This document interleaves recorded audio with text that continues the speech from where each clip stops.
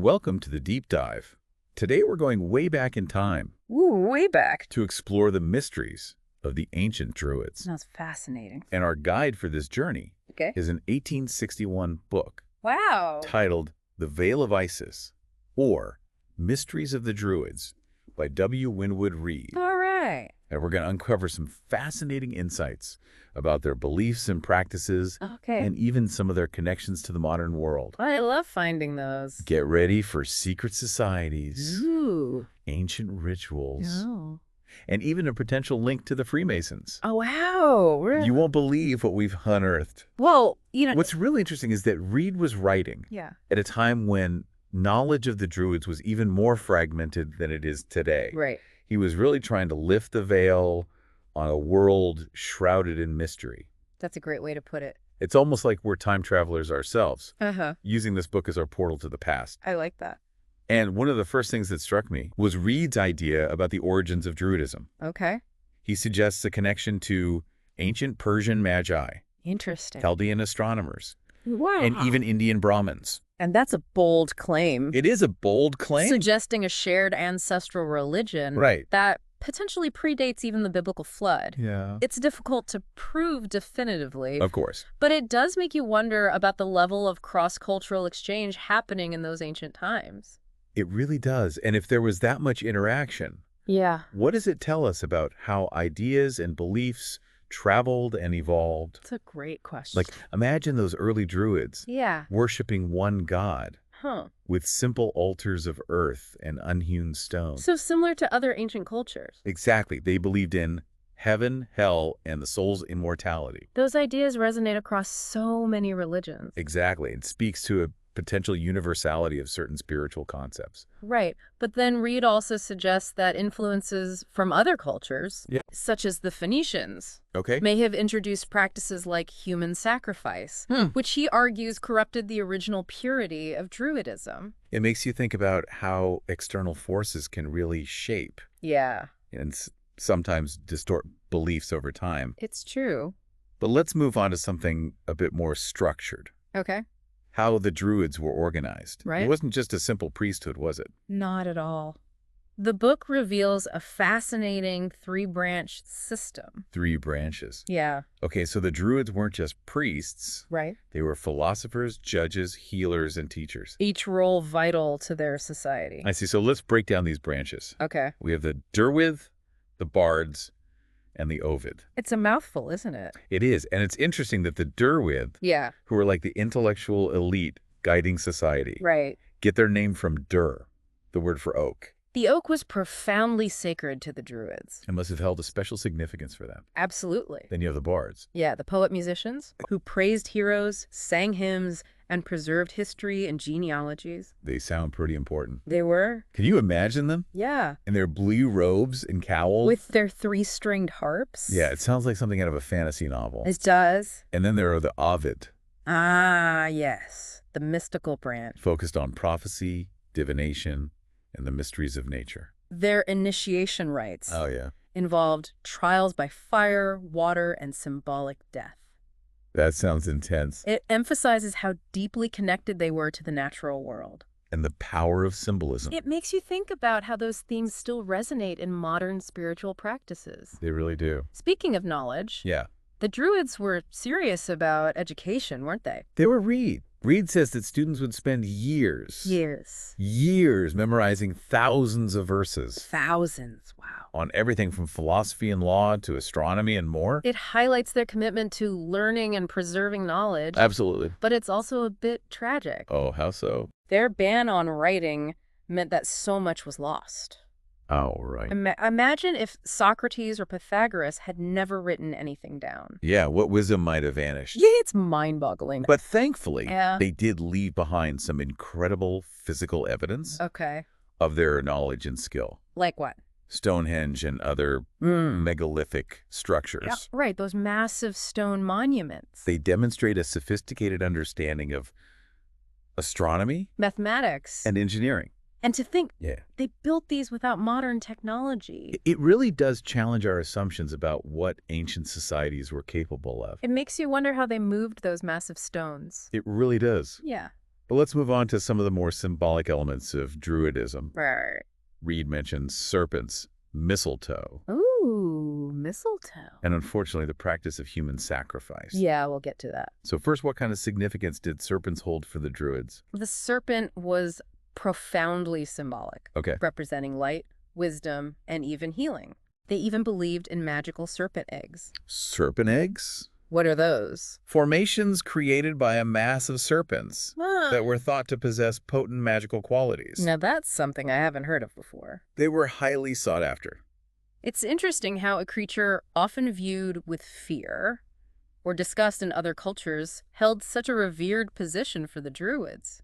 It challenges our own perspectives, doesn't it? It does. It reminds us that interpretations of nature and symbolism can vary widely across cultures. Absolutely. And we can't forget the mistletoe. Right, especially the mistletoe found on oak trees. It was considered a gift from heaven. Really? And harvesting it was a big deal. I bet. Reade paints a vivid picture of this ceremony. Oh, how so? With the archdruid dressed all in white. Okay. Climbing the oak tree to cut the mistletoe with a golden sickle. Wow, that sounds incredibly symbolic. It highlights the sacredness of the oak and the mistletoe in their belief system. You know, it's amazing how that ancient belief has resonated even into modern times.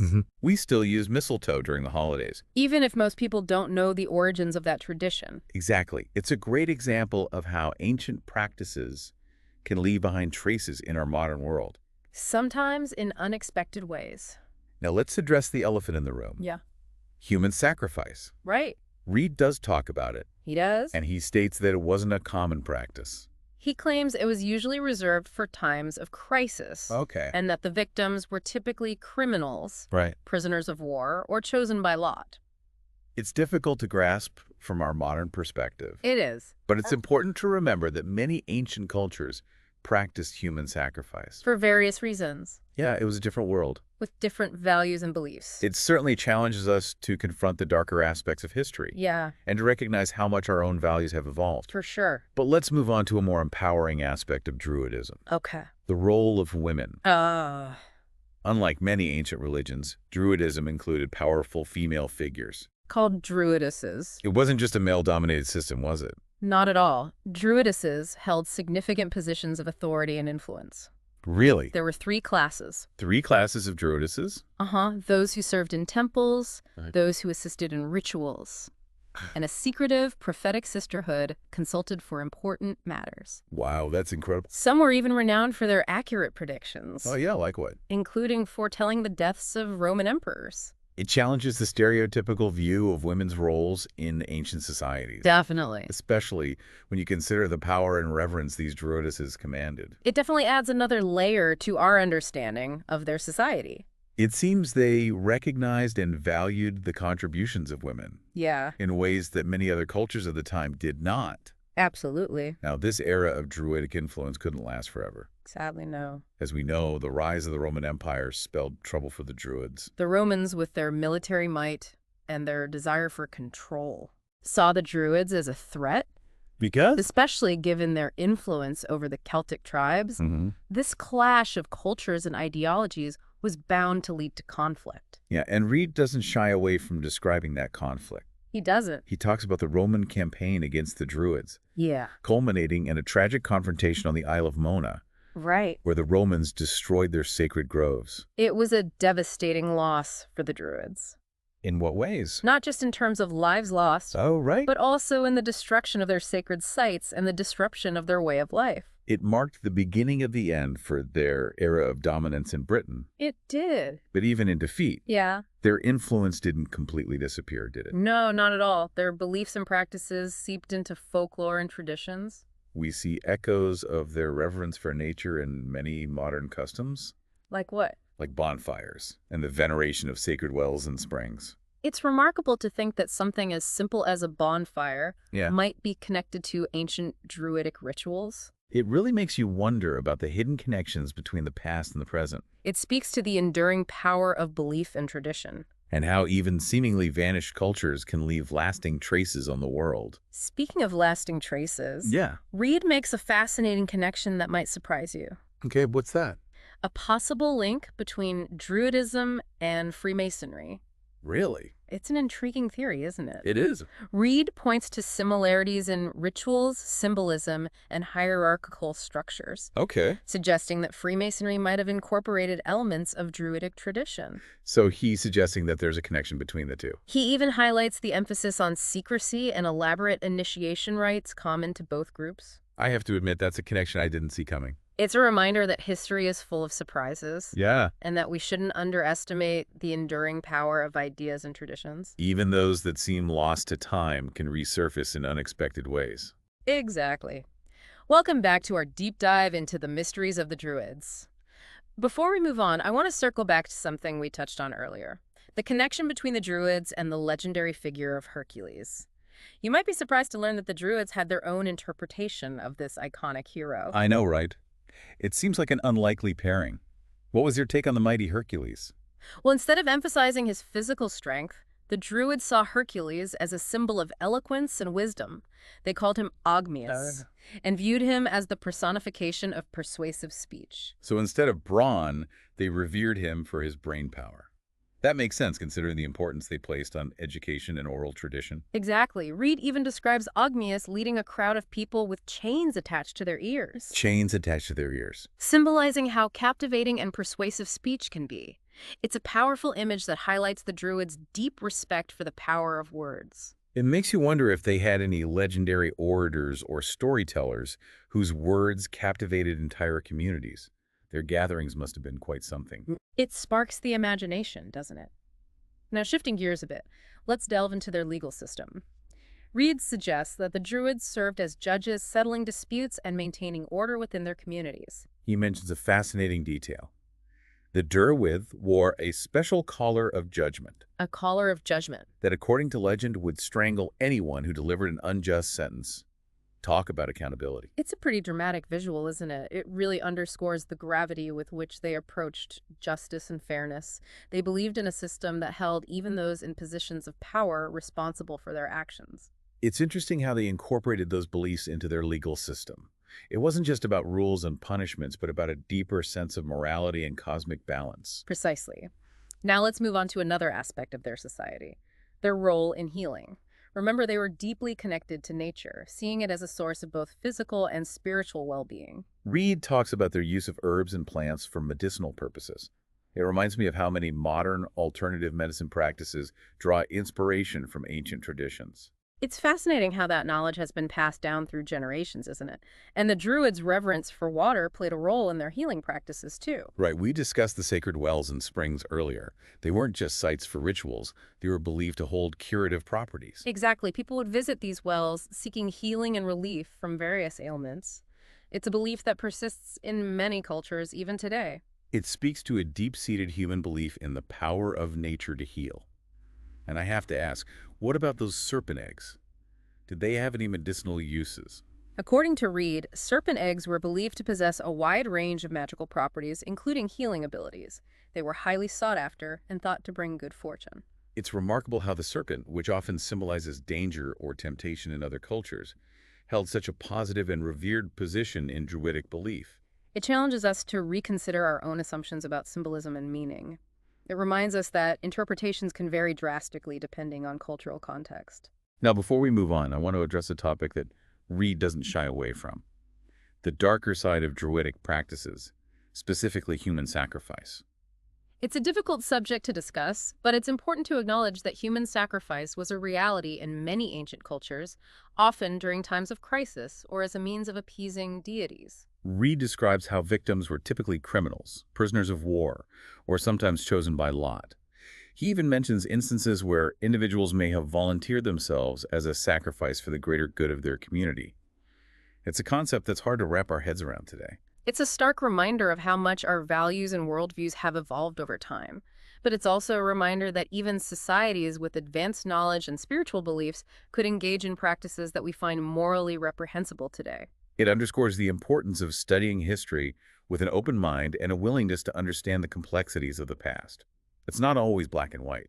Exactly. And it's worth emphasizing that Reade doesn't glorify these practices. He presents them as part of a complex and nuanced belief system that we're still trying to understand. His goal seems to be to paint a complete picture of the Druids, both the good and the bad. He's not shying away from the more challenging aspects of their culture. And that's what makes this book so fascinating. It challenges us to confront our own biases and to approach history with a critical but compassionate eye. Now let's shift our focus to the decline of the Druids. We talked earlier about how the rise of the Roman Empire marked a turning point. The Romans, with their military might and their desire for control, saw the Druids as a threat to their authority, especially given the Druids' influence over the Celtic tribes. It was a clash of cultures, a collision between an expanding empire and a deeply rooted spiritual tradition. And Reade vividly describes the Roman campaign against the Druids, culminating in the destruction of their sacred groves on the Isle of Mona. It was a devastating blow to the Druids, marking the beginning of the end for their era of dominance in Britain. It's a poignant reminder of the fragility of cultures and traditions in the face of powerful external forces. But as we've been discussing, even in defeat, their legacy lived on in subtle but significant ways. Their reverence for nature, their belief in the power of symbols, and even some of their customs continued to echo through the centuries. It's fascinating how these ancient practices and beliefs have woven themselves into the fabric of our modern world. Speaking of those connections, let's revisit that intriguing link between Druidism and Freemasonry that Reade explores. What evidence does he offer to support this connection? He points to several parallels between the two groups, including the use of symbols like the serpent, the crescent moon, and the oak tree. He also highlights the importance of secrecy and the use of elaborate initiation rites in both traditions. It's fascinating to think about how those ancient symbols and rituals might have been preserved and transmitted over time, potentially influencing the development of groups like the Freemasons. It opens up a whole new avenue of exploration. It certainly does. And while the historical evidence is open to interpretation, it's a theory that continues to intrigue historians and researchers. It's a reminder that history is not a static closed book. It's an ongoing conversation full of mysteries and unexpected connections waiting to be discovered. And on that note, let's take a pause in our deep dive. In the final part, we'll explore some more of the echoes of the Druids in modern society, including the significance of bonfires and celebrations like May Day. We'll be right back. Welcome back to the final part of our deep dive into the mysteries of the Druids. It's amazing how much we've uncovered about their beliefs and practices, from their reverence for nature to their complex social structure. And in this last part, we're going to explore how some of those ancient ways might still be echoing in our modern world. It's fascinating to consider, isn't it? How these threads from the past can weave their way into the present, sometimes in ways we don't even realize. Exactly. For instance, we talked about bonfires earlier. It's intriguing to think that something as commonplace as gathering around a bonfire might have roots in ancient Druidic rituals. Reade suggests that midsummer celebrations, with their roaring bonfires and festive atmosphere, could be connected to the Druids' fire rituals. Imagine them gathering to honor the sun and celebrate the turning of the seasons. It's a powerful image that speaks to a deep connection with the cycles of nature. It makes you want to build a bonfire right now, doesn't it? And it wasn't just fire that held significance for them. We also discussed their reverence for water, especially those sacred wells and springs. Those wells weren't just sources of water. They were seen as places of healing and spiritual power. People would visit them, seeking relief from ailments and hoping for good fortune. It's a belief that has resonated across cultures and time. Even today, people are drawn to natural springs, believing in their restorative properties. It's like that ancient belief in the power of water is still flowing through us, even if we don't always consciously acknowledge it. And speaking of traditions that have endured, what about celebrations like May Day with its maypole dancing and floral decorations? Reade suggests that May Day festivities, marking the arrival of spring, could be an echo of ancient practices honoring the Earth's renewal and fertility. It was a time of great importance for the Druids who were so deeply connected to the natural world. It's incredible how these ancient ways of marking the seasons and celebrating the cycles of nature have persisted in some form. It speaks to a universal human need to connect with the Earth and acknowledge those rhythms of life. Absolutely. These celebrations remind us that we're part of something larger than ourselves, something ancient and enduring. Now, before we wrap up this deep dive, I want to touch on one last point that Reade makes.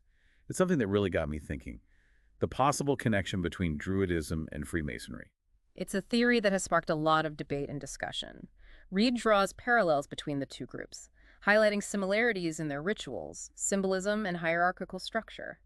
He suggests that Freemasonry might have absorbed elements of Druidic tradition over time. He points to the use of symbols like the serpent, the crescent moon, and the oak tree, which we know were significant to the Druids. He also highlights the emphasis on secrecy and elaborate initiation rites in both traditions.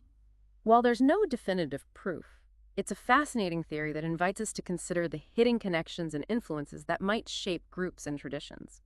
It's a reminder that history is full of surprises, and that what seems separate on the surface might have deeper, interconnected roots. It's like those ancient echoes we've been talking about. They can appear in unexpected places, reminding us that the past is never truly past. It lives on in our beliefs, our practices, and even in the symbols that surround us. And that's what makes exploring history so rewarding. It's a journey of discovery that can challenge our assumptions, expand our understanding of the world, and even reveal hidden connections to our own lives. Well said. And on that note, we've reached the end of our deep dive into the mysteries of the Druids. We hope you've enjoyed this journey as much as we have. It's been fascinating to explore the world of this ancient order and to uncover the surprising ways in which their legacy might still be influencing us today. We encourage you to continue exploring, to keep asking questions, and to delve deeper into the mysteries of the past. You never know what fascinating connections you might discover. Thanks for joining us on this deep dive. We'll see you next time for another adventure into the world of knowledge and discovery.